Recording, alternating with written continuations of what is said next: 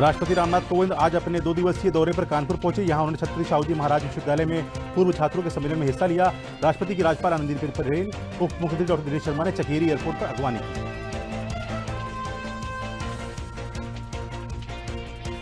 पूर्व छात्रों के सम्मेलन में बोलते हुए राष्ट्रपति ने कहा कि वो आज एक छात्र के रूप में इस सम्मेलन में सम्मिलित हुए हैं। शिक्षा की आवश्यकता पर बोलते हुए उन्होंने कहा कि अज्ञानता के अंधकार से शिक्षा की ज्योति की ओर बढ़ने का लक्ष्य होना चाहिए। गृह मंत्री अमित शाह ने कल लखनऊ में 2 दिवसीय 47वीं अखिल भारतीय पुलिस साइंस कांग्रेस के समापन समारोह में हिस्सा लिया। इस अवसर पर गृह मंत्री ने कहा कि जनता का पुलिस के प्रति और पुलिस का जनता के प्रति नजरिया बदलना जरूरी है।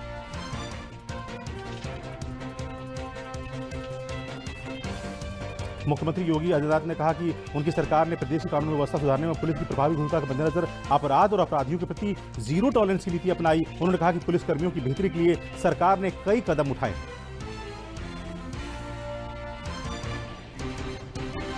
झारखंड विधानसभा चुनाव के पहले चरण के लिए मतदान संपन्न हो गया। इस चरण में चतरा, पलामू, गुलमा, गढ़वा, लातेहार और लोहरदगा सहित 6 जिलों में 13 निर्वाचन क्षेत्रों में वोट डाले गए। निष्पक्ष चुनाव कराने के लिए व्यापक इंतजाम किए गए थे।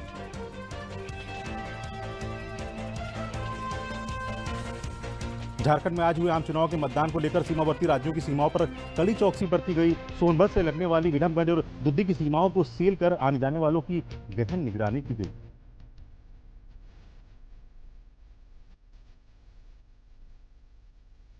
महाराष्ट्र में विधानसभा का विशेष सत्र आज से शुरू हो गया। महाराष्ट्र में उद्धव ठाकरे सरकार ने विश्वास मत हासिल किया। सरकार को 169 विधायकों का समर्थन मिला।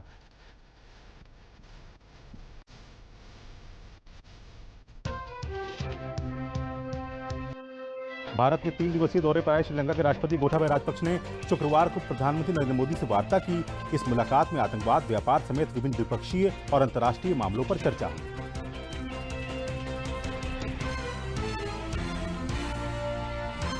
रक्षा मंत्री राजनाथ सिंह ने आज पुणे में राष्ट्रीय रक्षा अकादमी की 137वीं कोर्स की पासिंग आउट परेड में हिस्सा लिया। इस अवसर पर रक्षा मंत्री ने आतंकवाद के खिलाफ सशस्त्र बलों की क्षमता का जिक्र करते हुए कहा कि ये सेनाएं देश की ताकत है।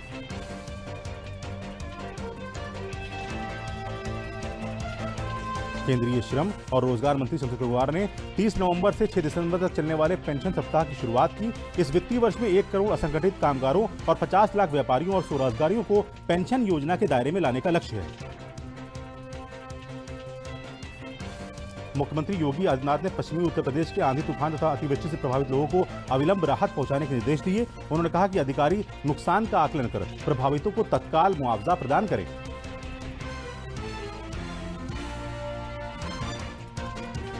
केंद्र सरकार ने राष्ट्रीय राजमार्गों पर वाहनों को टोल चुकाने के लिए फास्टैग अनिवार्य करने की समय सीमा बढ़ाकर 15 दिसंबर कर दी है। बुधवार तक 70 लाख फास्टैग जारी किए जा चुके हैं।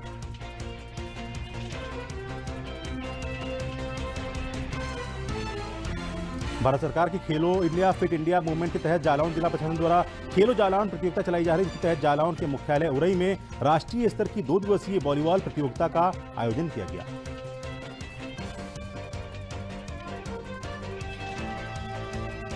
ललितपुर में प्रधानमंत्री की महत्वाकांक्षी आयुष्मान भारत योजना से ललितपुर जनपद के स्टेशन रोड स्थित सेंट्रल बैंक के ऊपर रहने वाले निहाल पंत को जन्मजात गले में छेद की बीमारी से निजात मिल गई है।